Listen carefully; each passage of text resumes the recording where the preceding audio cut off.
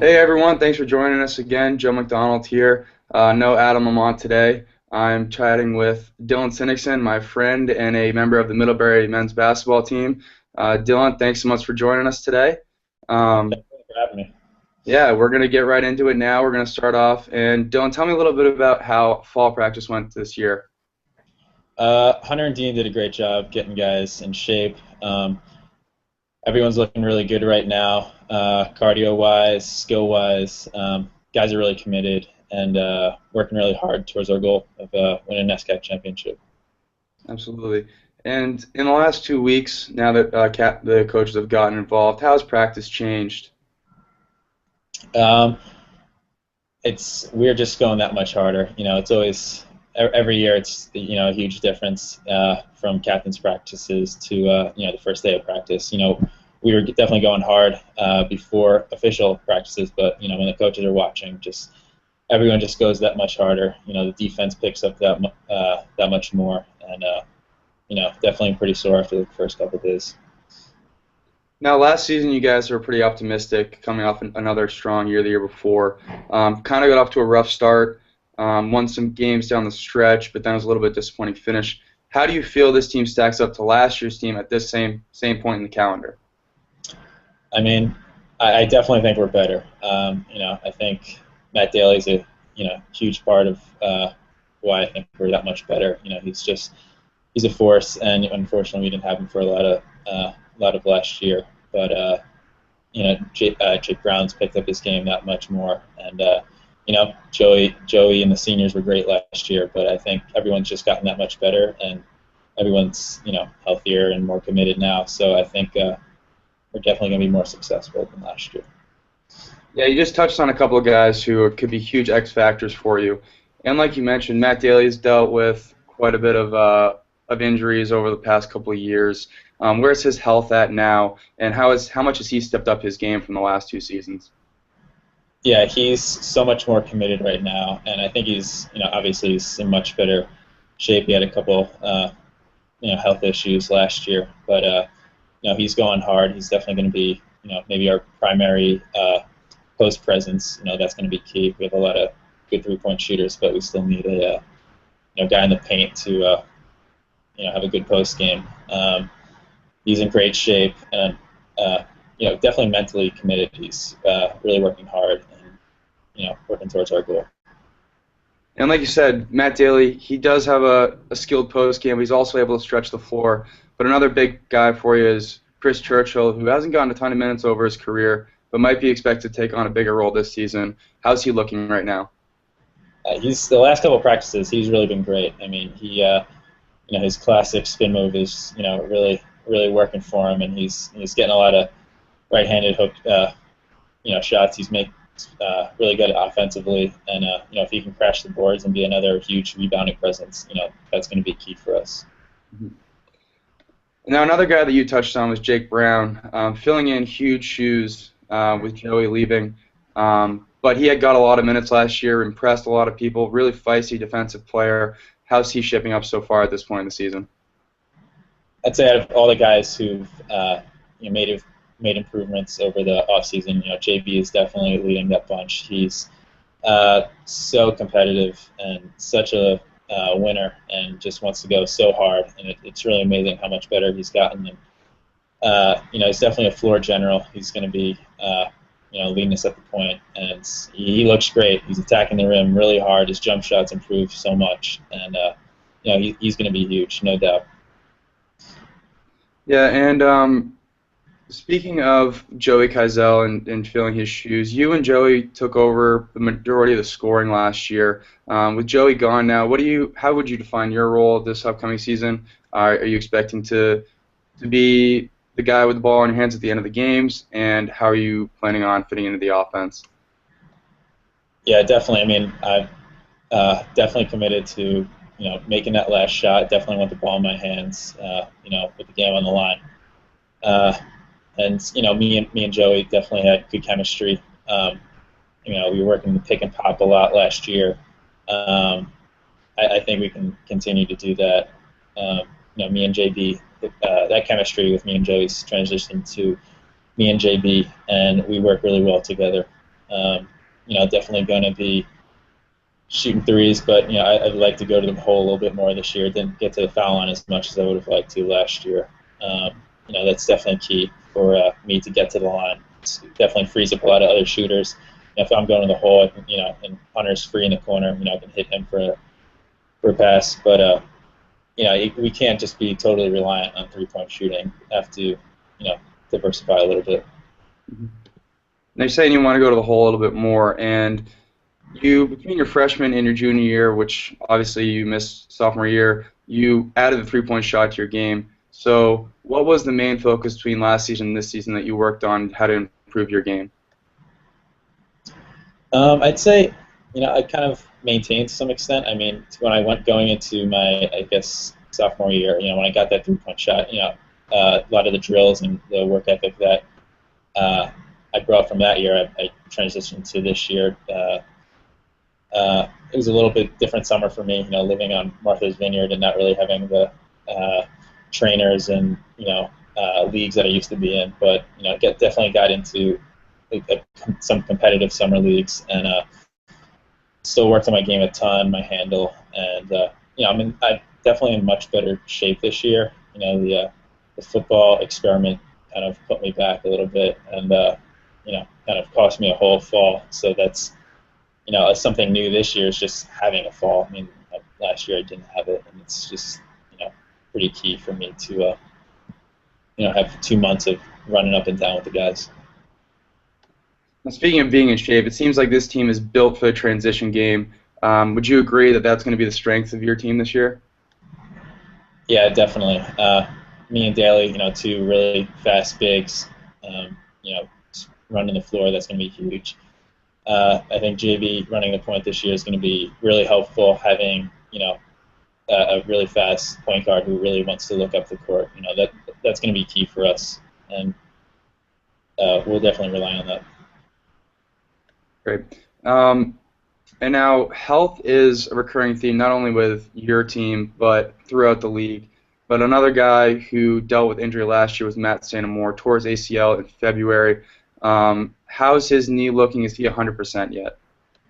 Yeah, he's 100%. It's kind of phenomenal. I mean, it's usually a year-long recovery, but he was back day one on November 1st. So he's been going up and down with us, full contact, and he looks good. Looks definitely in shape. His skills are there, and really not really too much lag from recovery. It seems like he's ready to go, and I think he's definitely going to be ready to contribute, this Saturday. Now, health is one thing. Does he look comfortable on the floor? He hasn't played a game in 8 months or so, whereas you guys were playing in the spring, and I'm sure a lot were playing in the summer. Yeah, I'd say he does look comfortable. I think the freshman to sophomore year jump for everyone is a huge leap, and he definitely looks more comfortable than he did freshman year. He definitely got a lot of playing time as a freshman, and now he really knows the offense, and he knows where to be, and guys' strengths and weaknesses. So I think he's in a better place actually now than he was last year. And the coaching staff brought in 4 freshmen this year. Rumor around the league is that Jack Daly looks pretty strong and could be fighting for minutes, although there's a lot of backcourt, a lot of competition in the backcourt. Nick Tarantino is a particularly skilled big man. But who do you see of the freshman class that could come in and make an impact right away? Yeah, I've definitely been impressed with all our 4 freshmen. Jack Gale, Adiza, Nick and Jack Daly. They've all been working really hard. I think Nick Tarantino's he's really strong. He's very athletic, and with Jake Nightingberg banged up, he could easily get some minutes. Jack Daly is he's working really hard. I mean, JB is maybe one of the most competitive guys on the team, and Jack Daly is right behind him, and they fight every day. Point guard to point guard, and he's as a freshman, he's really showing leadership and really good qualities that he seems very mature for his age, and he could definitely be coming in as a backup role, or maybe fighting for more time later in the season. But I've been impressed with everybody. Great. And Something we've talked about a lot on this blog over the last week is the strength of the front courts throughout the NESCAC this year between Amherst, Zuri Pavlin, Bates, all over. How do you think that your team stacks up the big front courts around the NESCAC this season? I think me and Daly. I mean, have total confidence that we are, probably at I think at the top of the NESCAC. I think we're, two really talented players. I think Hunter Savity from Tufts he's a force, and I think Matt Daly had a good job defending him last year. Um, Devin George, Amherst, strong guy. Um, he can be really effective. Um, but yeah, I'm going to say I like where we are. I think we can match up with anybody in the league, and you know, Matt Daly could really definitely become a really good shot blocker with his athleticism and height and wingspan. So I think we're in good shape. Yeah, you just tossed a couple of names out there, but from last season, what was the one player, could be guard or forward, that impressed you the most? Definitely Matt Hart. He was pretty phenomenal. Yeah, it's so smooth with the ball handling, and his jump shot was pretty phenomenal. He could do whatever he wanted. He was great. So much composure on the court. And, he definitely gave us a really hard time at their place. He was great. Yeah, I definitely go with Matt Hart. As for guys coming back this year, seeing that Hart's transferred, who is someone that you are not necessarily worried about, but that you know that your team has to game plan for in order to stop? Um, I would say, Sabity gave us so much trouble the first half at our place when we played them.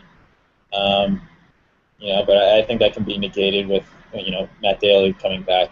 I think he only played like about 15 minutes or so in that Tufts game, and he with him getting 30 plus minutes, going head to head with him, I think that he could be negated with Matt Daly has great size and athleticism, um, so I think we're in good shape for this year. Now, I want to get your take on probably the biggest story of the offseason in NESCAC. What was your initial reaction to Williams losing Coach Maker and Duncan Robinson all in one offseason? Definitely mixed. Definitely pros and cons with both.